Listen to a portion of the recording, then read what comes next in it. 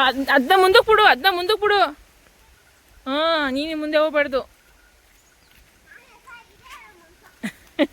ಮನ್ಸು ಅಲ್ಲ ಕಣೋ, ಫಸ್ಟು ಯಾವತ್ತೂ ಹಸ್ಕೊಳ್ಳ ಮುಂದೆಗಡೆ ಮುಂದೆ ಇರಬೇಕು, ನಾವು ಹಿಂದೆ ಇರಬೇಕು. ಇಲ್ಲಾಂದರೆ ಹಸ್ಕೊಳ್ಳು ಒಂದ್ಸತಿ ಹತ್ಬಿಡ್ತಾವ ಮ್ಯಾಕೆ ಏನು ಅಂತ. ಹೊಡಿ ನಡಿ, ಹೇಯ್ ನಡಿ ಸೇ. Welcome back YouTube channel. ಎಲ್ಲ ಹೇಗಿದ್ದೀರಾ? ಚೆನ್ನಾಗಿದ್ದೀರಾ? ಭಾನುವಾರ ಬಂದರೆ ರಜಾ ಮಜಾ ಅಲ್ವ ಯಶು? ಖುಷಿ ನಮ್ಮ ಯಶುಗೆ, ಖುಷಿಗೆ, ನಮ್ಮ ಸ್ಮಿತುನ್ಗೆ ರಜಾ ಬಂದರೆ ಯಾವ ಪಿಕ್ನಿಕ್ಕು ಅಂದರೆ ತೋಟದ ಪಿಕ್ನಿಕ್ಕು.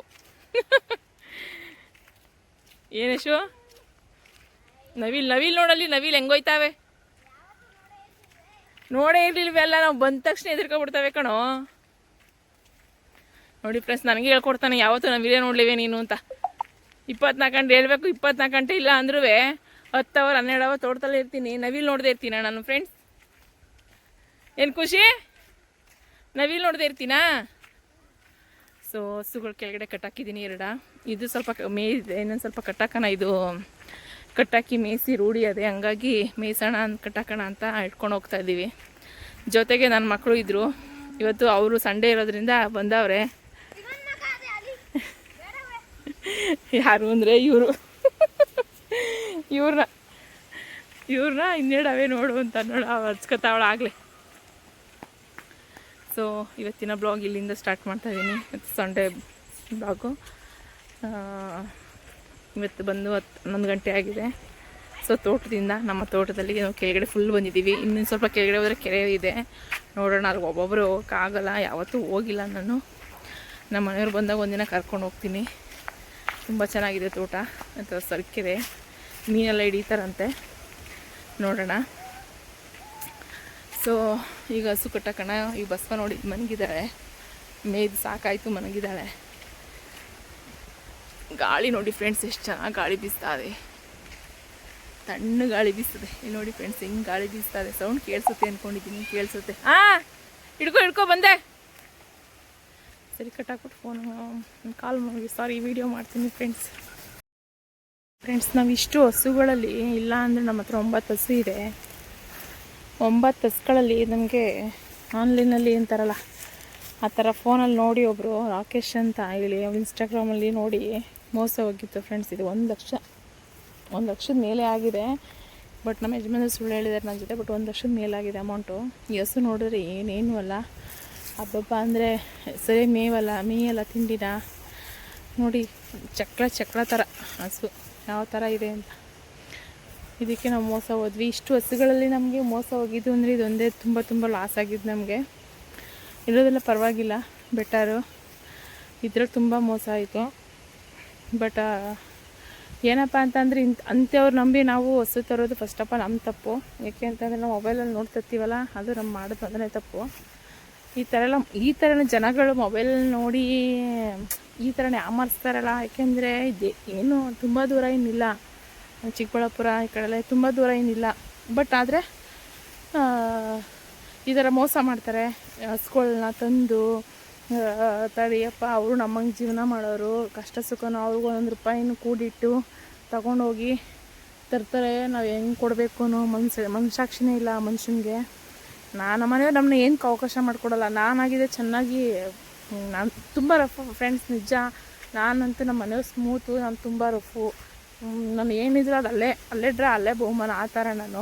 ನಮ್ಮ ಮನೆಯವರೆಲ್ಲ ತಾಳ್ಮೆ ಜಾಸ್ತಿ, ಹೋಗ್ಲಿ ಬಿಡು ಅಂತ ಬಿಟ್ಬಿಟ್ರು. ಬಟ್ ನಾನು ಆಗಿದ್ದು ಆ ಸಿಚುವೇಶನ್, ನನಗೇನಾದ್ರು ಲಿಂಕ್ ಒಂದೇ ಒಂದು ಚೂರು ಲಿಂಕ್ ಕೊಟ್ಟ ಫೋನ್ ನಂಬರ್ ಸಹ ಕೊಡದೆ ಹೋದರು.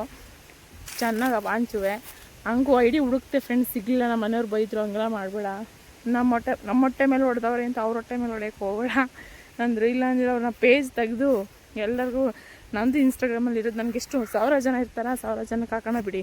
1000 ಜನ 100 ಜನರು ನೋಡಲ್ವಾ ಅನ್ನೋ ಐಡಿದ ಮೇಲೆ ಮಾಡಿದ್ದೆ. ಬಟ್ ನಮ್ಮ ಮನೆಯಲ್ಲಿ ಒಪ್ಪದೆ ಹೋದರು. ನಾವು ಆ ಥರ ಅಂದರೆ ಯಾಕೆಂದರೆ ಒಂದು 50,000 ರೂಪಾಯಿನ 60,000 ರೂಪಾಯಿನ ಹಸುನ 1 ಲಕ್ಷ ಚಿಲ್ಲರೆ ಮಾಡಿದ್ರೆ ಎಲ್ಲಿಗೆ ಹೋಗ್ಬೇಕು ಹೇಳಿ ಬಡವರು? ಮಿಡಲ್ ಕ್ಲಾಸ್ ಫ್ಯಾಮಿಲಿಯವರು ಇದಕ್ಕೆ ಅಂತ ಜೀವನ ಮಾಡಿ ಆಸೆಯಿಂದ ತಂದು ಎಲ್ಲ ಮಾಡಿರ್ತೀವಲ್ವ, ಎಲ್ಲಿಗೆ ಹೋಗ್ಬೇಕು ಹೇಳಿ? ತುಂಬ ಬೇಜಾರಾಯಿತು ಇದೊಂದು. ಆದರೂ ಬಿಡ್ತಾಯಿಲ್ಲ ನಾವು. ಚೆನ್ನಾಗಿ ಮೇವು ತಿಂಡಿ ಎಲ್ಲ ಈಗ ಜಾಸ್ತಿ ಎಷ್ಟು ಒಂದು 10-15 ಲೀಟ್ರ್ ಹಾಲು ಕೊಡೋಕ್ಕೆ ನಾವು ಯಾವ ಥರ ಹಾಕ್ತೀವೋ ಅದಕ್ಕಿಂತ ಸಮ ಹಾಕ್ತೀವಿ ಇದಕ್ಕೂ. ಯಾಕೆ ಅಂದರೆ ಇದು ಸ್ವಲ್ಪ ಚೆನ್ನಾಗಿ ರಕ್ತ ಹಿಡೀಲಿ, ಕೈ ಕಾಲೆಲ್ಲ ಚೆನ್ನಾಗಿ ಶಕ್ತಿ ಬರಲಿ, ಎನರ್ಜಿ ಬರಲಿ ಅನ್ನೋ ಒಂದು ಉದ್ದೇಶಕ್ಕೆ, ಚೆನ್ನಾಗಿ ಆಗಲಿ ಅನ್ನೋ ಒಂದು ಉದ್ದೇಶಕ್ಕೆ ನಮ್ಮ ಮನೆಗೆ ಬಂದಿದೆ. ನಮ್ಮ ಮನೆ ಮಗಳು ಇದು ಅನ್ನೋ ಒಂದು ಉದ್ದೇಶಕ್ಕೆ ಚೆನ್ನಾಗಿ ತಯಾರಿ ಮಾಡ್ತಾಯಿದ್ದೀವಿ ನೋಡಿ. ಅವ್ರಿಗೆ ತೋಟದಲ್ಲಿ ಇದ್ಬಿಟ್ರೆ ಏನೋ ಒಂಥರ ಖುಷಿ, ಹೆಂಗೆ ಅವ್ರು ಇಷ್ಟ ಬಂದ ಫ್ರೀಡಮ್. ಇಲ್ಲಿ ಏನು ಭಯ ಇಲ್ಲ ಫ್ರೆಂಡ್ಸ್, ಸುತ್ತ ಏನು ಭಯ ಇಲ್ಲ, ಆರಾಮಾಗಿ ಆಡ್ಕೊಂಡಿರ್ಬೋದು. ಇಲ್ಲಿ ಚಿರತೆ ಪರ್ತೆ ಅನ್ನೋದೇನಿಲ್ಲ. ಒಂದು ಸತಿ ಆನೆ ಬಂದಿತ್ತು ನನ್ನ ಕಣ್ಣು ಮಟ್ಟಿಗೆ, ಅದು ಬಿಟ್ಟರೆ ಇನ್ನೇನು ಬಂದಿಲ್ಲ ಫ್ರೆಂಡ್ಸ್.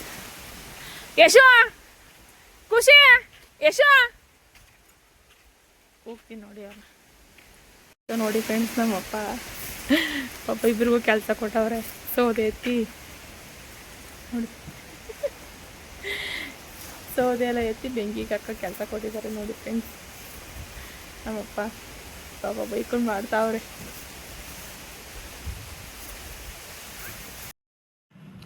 ಸೊ ಇದು ನಮ್ಮ ಕುರಿ ಫಾರ್ಮು. ಚಿಕ್ಕ ಶಾರ್ಟಾಗಿ ಹೇಳ್ತೀನಿ. ಇದರಲ್ಲಿ ಸ್ವಲ್ಪ 5 ಕುರಿ ಇರೋದು. ಅಂದರೆ ನಾವು ತುಂಬ ಸಾಕಿದ್ವಿ, ನಮಗೆ ಇದೆಲ್ಲ ಸೆಟ್ ಆಗಲಿಲ್ಲ. ಹಾಗಾಗಿ ಇದನ್ನು ಎಲ್ಲ ಮಾರಿಬಿಟ್ಟು ಒಂದು 5 ಇಟ್ಕೊಂಡಿದ್ದೀನಿ.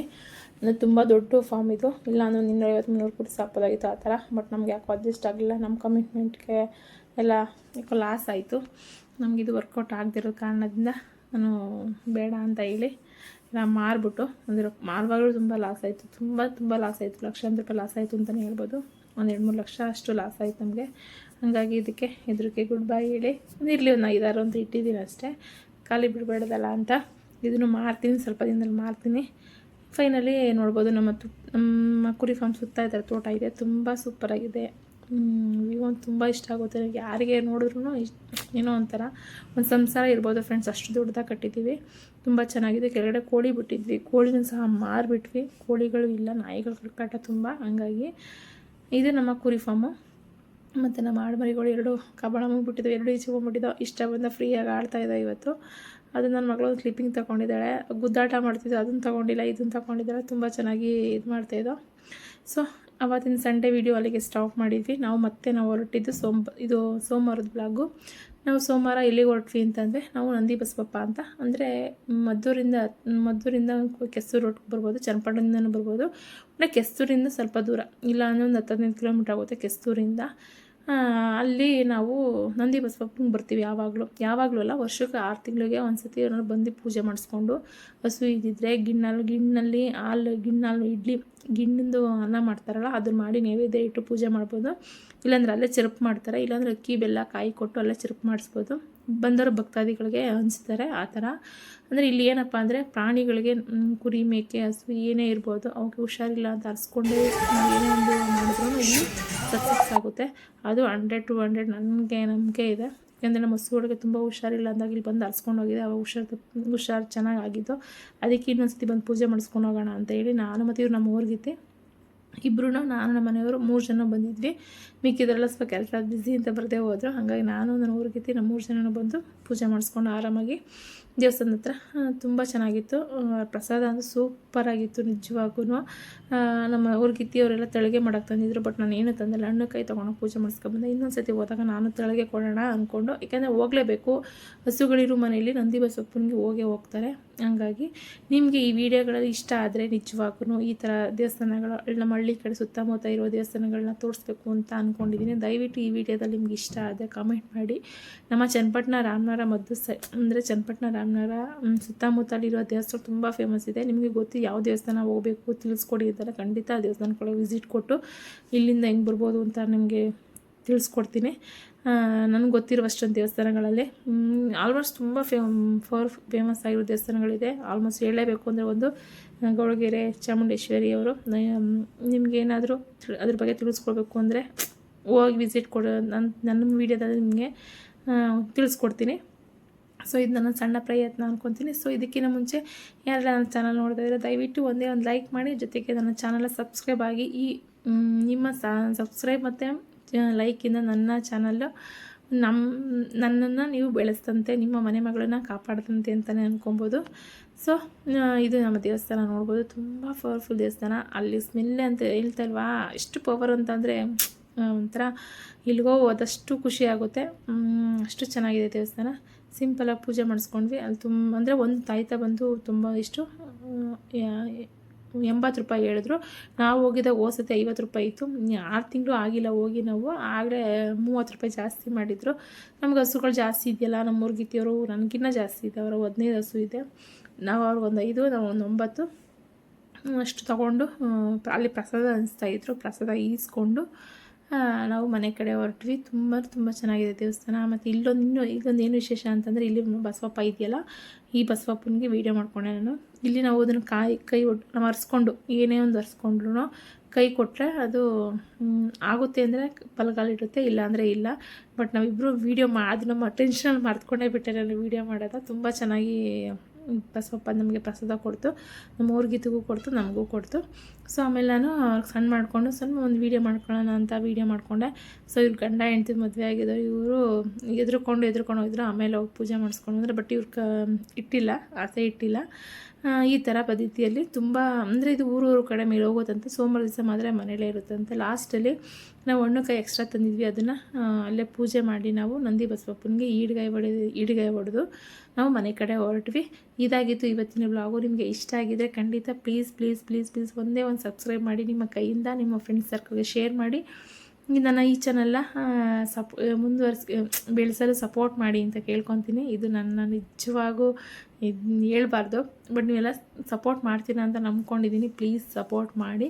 ಮತ್ತು ನನ್ನಲ್ಲಿ ಏನು ಕುಂದು ಕೊರತೆ ಇರುತ್ತೋ ಅದನ್ನು ಕಮೆಂಟ್ ಮುಖಾಂತರ ತಿಳಿಸಿ. ಕುಂದು ಕೊರತೆ ಅಂತಾರೆ, ನಾನು ಇನ್ನೇನು ಸರಿ ಮಾಡ್ಕೊಬೇಕು ಅದನ್ನು ತಿಳಿಸಿ ಅಂತ ಹೇಳ್ತಾ ಈ ವಿಡಿಯೋನ ಇಲ್ಲಿಗೆ ಮುಗಿಸ್ತಾ ಇದ್ದೀನಿ. ನೋಡ್ಬೋದು ನಮ್ಮ ಮನೆಯವ್ರು ಈಡಿಗಾಯಿ ಹೊಡಿತಾರೆ, ಬಟ್ ಈಡಿಗಾಯಿ ಹೊಡೆಯೋಕ್ಕಾಗಲಿಲ್ಲ, ಯಾಕೆಂದರೆ ಅದು ಜುಟ್ಟು ಕೀಳಬೇಕಾಗಿತ್ತು.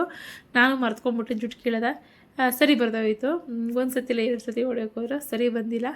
ಆಮೇಲೆ ನಾವು ಅಲ್ಲೇ ಕಡಲೆಪುರಿ ಅವ್ರ ಮನೆ ಅಲ್ಲಿ ಕಡಲೆಪುರಿ ಇಟ್ಟಿದ್ದಾರೆ. ಯಾಕೆಂದರೆ ಹೋಸತಿ ಬಂದಾಗ ತುಂಬ ಚೆನ್ನಾಗಿತ್ತು ಕಡಲೆಪುರಿ. ನನಗೆ ಇಷ್ಟ ಆಗಿ ತಗೊಳ್ಳಿ ಮನೆಗೆ ಏನ್ಬಿಟ್ಟು ನಮ್ಮ ಅತ್ತೆ ಮನೆಗೆ 4 ಸೇರು, ನಮಗೊಂದು 4 ಸೇರು ತೊಗೊಂಡ್ವಿ ಸಪ್ರೇಟಾಗಿ. ಸ್ವಲ್ಪ ಖಾರ ತಿನ್ಕೊಂಡು ಹೋಗೋಣ ಚೆನ್ನಾಗಿರುತ್ತೆ ಅಂತೇಳಿ ನಮ್ಮ ಮನೆಯವ್ರು ಹಾಕಿಸ್ಕೊಂಡ್ರು. ಚೆನ್ನಾಗಿದೆ ಕಡಲೆಪುರಿಯಲ್ಲೆಲ್ಲ. ಹಳ್ಳಿ ಕಡೆ ತುಂಬ ಚೆನ್ನಾಗಿರುತ್ತೆ ಕಡಲೆಪುರಿ. ಇದಾಗಿತ್ತು ಇವತ್ತಿನ ಬ್ಲಾಗ್. ಇಷ್ಟ ಆದರೆ ಒಂದು ಲೈಕ್ ಮಾಡಿ, ಸಬ್ಸ್ಕ್ರೈಬ್